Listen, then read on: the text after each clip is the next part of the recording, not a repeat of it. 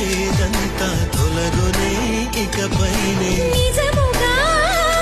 ఇది జరుగునా నిజమే నిజమే నీ ఆశ తీరునే అడిగా బ్రహ్మని